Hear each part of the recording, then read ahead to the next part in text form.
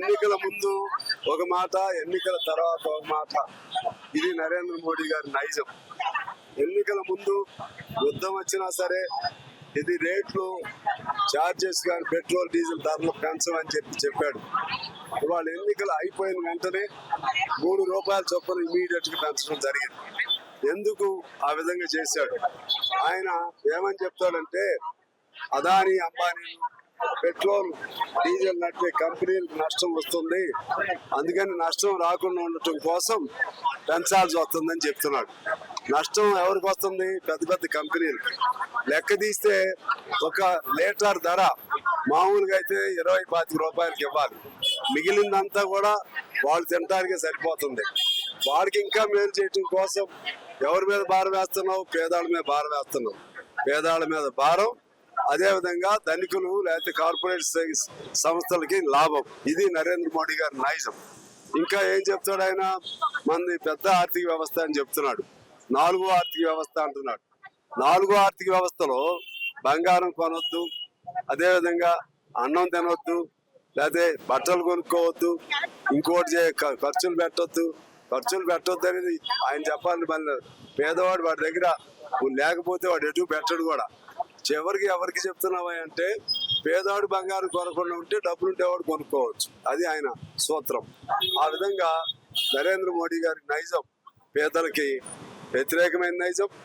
మన్మోహన్ సింగ్ గారు ఈ దేశం సంక్షోభంలో ఉన్నప్పుడు, అంతకుముందు పివి నరసింహారావు గారు 5 ఏళ్ళు, మన్మోహన్ సింగ్ గారు 10 ఏళ్ళు, 15 ఏళ్లలో గొప్ప ఆర్థిక వ్యవస్థగా మన భారతదేశాన్ని తయారు చేశారు. వారు చేసిన పునాదుల పైన వీళ్ళు పరిపాలన చేస్తూ, చేతకాని పరిపాలన చేస్తూ, ఆ విధంగా పేదల కడుపులు కొడుతూ అధికారంలో గెలిస్తే ప్రజల ఆమోదం మాతో ఉందని అంటున్నారు. ప్రజల ఆమోదం అనేది తాత్కాలికమే.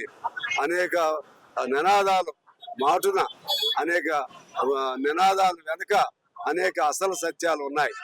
అది మతం ఇంకో పేరుతోనూ. అందువల్ల ఎక్కువ మోసం ఎక్కువ కాలం చేయలేరు, అందరిని మోసం చేయలేరు. అందుకని కమ్యూనిస్ట్ పార్టీగా మేము ఇవాళ రాష్ట్ర వ్యాప్తంగా, దేశవ్యాప్తంగా కూడా దీనికి ఉద్యమం, ఈ పెట్రోల్ డీజిల్ ధరలు తగ్గించాలని పెంచినవి. భవిష్యత్తులో కూడా నరేంద్ర మోడీ అనుసరించే ప్రతి ఉద్యమం వెనుక మేము పోరాటం చేస్తాం. రేపు సెప్టెంబర్ నెలలో కూడా ఒక వారం రోజుల పాటు పాదయాత్రలు కూడా మా ఆల్ ఇండియా పార్టీ పిలుపు ఇవ్వడం జరిగింది. ఆ విధంగా ఈ ఉద్యమాలని కమ్యూనిస్ట్ పార్టీ కొనసాగిస్తుందని తెలియజేస్తున్నాం. ఇప్పుడు మన దేశంలో రేట్లు పెరగలేదు కదా, మిగతా దేశంలో రేట్లు పెరిగాయి, కానీ ఇక్కడ మాత్రం ఎందుకు నిరసన చేస్తున్నారని అడుగుతారు. ఏం చెప్తారు? మరి మన పెద్ద ఆర్థిక వ్యవస్థ కదా, బాగా ఉన్నవాళ్ళం కదా మనం. మిగిలిన దేశాల పరిస్థితి వేరు. మిగిలిన దేశాలు చాలా ఉన్నాయి, అవన్నీ అమలు చేస్తావా? అంటే అన్ని దేశాలతో కంపేర్ చేసుకుంటే మన దగ్గర తక్కువ. ఎవరు చెప్పారు? వీళ్ళు ఎక్కలాలు చెప్తున్నారు. ఒక లీటర్ ధర ₹25 కంటే ఎక్కువ పడదు. అవును, అంతకుముందు ఎందుకు చెప్పావు? ఎలక్షన్ ముందు యుద్ధం ఉన్నా సరే మనకేం ప్రభావం లేదు, పెంచమని చెప్పావు కదా. ఎలక్షన్ ముందే చెప్పాల్సిందిగా, మరి ఇప్పుడు ఎందుకు చెప్తున్నావు? యుద్ధం ఉంటే ఉండొచ్చు, యుద్ధం ఉన్నా సరే మన ఆర్థిక వ్యవస్థ నువ్వు చెప్పిన బలమైన ఆర్థిక వ్యవస్థ అయితే పేదవాడి మీద భారం పడకుండా నువ్వేం చేస్తావు? వాళ్ళ మీద అదానీ అంబానీలు ఉన్నారు కదా, వాళ్ళ ట్యాక్స్ కొంచెం పెంచు, 1%, 2% పెంచు. మొత్తం దేశం అంతా సుభిక్షంగా ఉంటుంది. వాళ్ళ జోలికి వెళ్ళరు, పేదాడి జోలికి వచ్చు. అదేమనంటే యుద్ధం చూపెడుతున్నారు.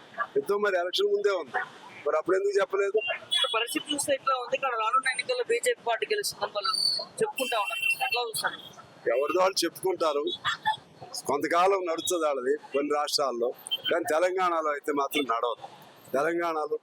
తెలంగాణలో కొద్దిగా ఊపొస్తుంది అనుకునే లోపు దేశంలోనే వెనక్కిపోయి ఇప్పుడు 3 సార్లు గెలిచారు. ఈసారి గెలవరు. మందే సాగు తప్పి కనులు అట్టుపోయింది. చెప్తారయ్యా, వాళ్ళేం చెప్తారు మా నెక్స్ట్ టార్గెట్ తెలంగాణ అని. మేమేమో మిమ్మల్ని అడుగు పెట్టలేము, ఎందుకంటే మాకు ఎన్ని ఓట్లు ఉన్నాయి అనేది కాదు. ఓటర్లని ప్రభావం చేయగలిగే శక్తి కమ్యూనిస్టులు ఉంది. మిమ్మల్ని మేము అడుగు పెట్టలేమని మేము చెప్తాం. మేము గెలుస్తాం, వాళ్ళు గెలుస్తారు, మీరే చూస్తారు. ప్రధాని మోదీ హైదరాబాద్ లో ప్రసంగాన్ని గురించి ఏం చెప్తారు సార్? భద్రహోమం చేసుకోవాలి, బంగారం ఎక్కువ కొనవద్దు, ఎక్కువ ఫెస్టివల్స్ ఏం జరుపుకోవద్దు, చాలా వ్యాఖ్యలు మాట్లాడుతున్నారు. అదే పేదవాడు ఏం జరుపుకోవద్దు, పేదవాడికే పొదుపు కావాలి, ధనవంతుడికి పొదుపు అవసరం లేదు. ఆ సూత్రాలన్నీ ఎవరంటే పేదవాడు బంగారం కొనుక్కొని ఉంటే మొత్తం వాడు కొనేయాలి. పేదవాడు ఖర్చు పెట్టకుండా వాడికి అవసరమని పెట్టుకుంటాడు. ఇవన్నీ కూడా వాడు పెట్టుకుంటారు. అంటే మోడీజీ కూడా ఇప్పుడు పొదుపు సూత్రాలు పాటిస్తున్నాను, నేను కేవలం కాన్వీలో 2 వెహికల్స్ మాత్రమే వెళ్తున్నాను అంటున్నారు. ఇటువంటి ఎవరిని మోసం చేయడానికి నీ కాన్వాయ్తో అయిద్దా? దేశ ఆర్థిక వ్యవస్థ నువ్వు 2 వాహనాలతో జరిపినంత మాత్రం ఆర్థిక వ్యవస్థ మారిపోతే ఇక ఒక నెల మొత్తాన్ని బంద్ చేయి, నువ్వు మార్పు వచ్చిందేమో చూస్తాం. ఇవన్నీ అంత డూప్లికేట్ మాటలు, పనికి మాలిన మాటలు, అంతా పైన పటారం లోన పటారం లాగా ఏదో అంత ఈ ప్రజల వల్లనే నష్టం వస్తుందనే భావంతో చేస్తున్నాడు ఆయన. ఓకే, అది కరెక్ట్ కాదు.